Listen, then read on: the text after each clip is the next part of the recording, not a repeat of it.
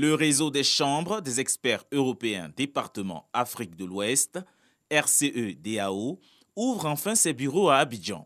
S'implanter en Côte d'Ivoire est une opportunité pour cette organisation humanitaire de réussir sa mission dans cette capitale sous-régionale, celle de construire 30 écoles et 20 centres de santé d'ici 2022.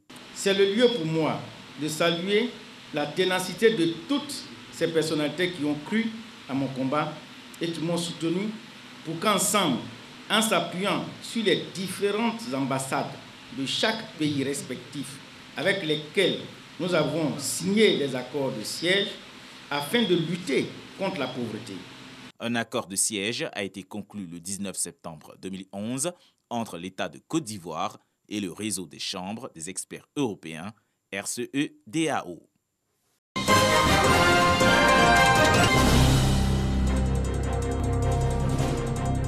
Société civile, organisation de personnes handicapées, décideurs, organisations internationales et système des Nations Unies réunis à Grand-Bassam. Objectif, contribuer à améliorer l'accès des personnes handicapées à l'emploi et à la formation professionnelle en Afrique de l'Ouest. Conformément à l'article 27 de la Convention, les personnes handicapées aussi ont droit à un emploi décent et que des aménagements doivent être apportés dans les établissements publics pour que les personnes handicapées aient accès à leur emploi et qu'ils puissent exercer avec la plus grande dignité cet emploi. Pour l'inclusion des personnes handicapées en Afrique de l'Ouest, ce programme vise à amener les États d'Afrique de l'Ouest et les organisations intergouvernementales sous-régionales telles que la CEDEAO et l'UEMOA, les organisations de la société civile, à promouvoir des actions de développement dans tous les secteurs prenant en compte les femmes, les hommes, les filles et les garçons handicapés. Il faut voir l'emploi sur plusieurs angles. Le premier, c'est l'emploi formel, pour lequel les personnes handicapées qui ont été éduquées, instruites, donc qui ont une qualification, peuvent accéder, soit à travers des concours officiels ou des systèmes de quotas. Mais il y a aussi ceux qui n'ont jamais eu la chance d'aller à l'école, pour lesquels il faut former sur le plan professionnel et technique, donc manuel, pour qu'ils puissent avoir une sorte de qualification et de compétences pour maîtriser par exemple la couture, la menuiserie. C'est une question de droit, c'est une question de choix, autant pour tous les élèves et aussi pour les élèves handicapés d'opter pour la formation professionnelle.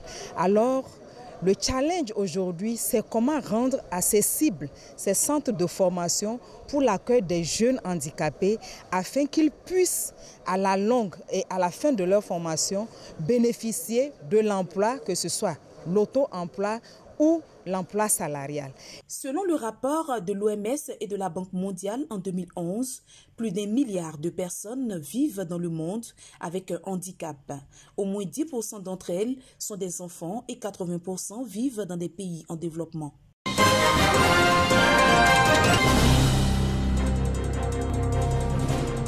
Dans le village de Kofikro, situé à 12 km de la ville de Bonon, les enfants bénéficient désormais d'un centre d'études, d'éveil, de communication et de divertissement. Alimenté à l'énergie solaire, cet ouvrage éducatif a été financé par Tchokoneli Foundation grâce à l'entremise de la coopérative agricole Kapachiva. Avec l'outil informatique, tout le système multimédia qui est dedans, on pourra mieux encadrer les enfants. À la formation pratique et aussi à la formation aux nouvelles outils informatiques. En offrant ce centre, vous appréhendez ainsi l'enfant dans sa dimension binaire, c'est-à-dire l'enfant à la fois corps et esprit, qui a besoin d'être nourri, éduqué, soigné, choyé, afin qu'il devienne aussi un homme demain pour nous remplacer. Le centre d'études, d'éveil, de communication et de divertissement du village de Kofikro a été inauguré à la faveur de la célébration de la Journée mondiale de lutte contre le travail des enfants, célébrée chaque 12 juin. Avec vous, nous savons que notre place est à l'école et non dans les champs de cacao.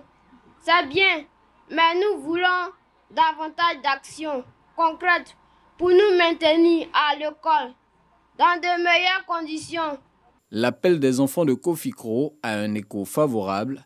Les partenaires de la coopérative agricole Kapachiva ont pris l'engagement de construire dans ce village une nouvelle école primaire de 6 classes dotée d'une cantine et d'offrir 200 livres à la bibliothèque du centre ainsi que 500 kits scolaires aux écoliers lors de la prochaine rentrée scolaire.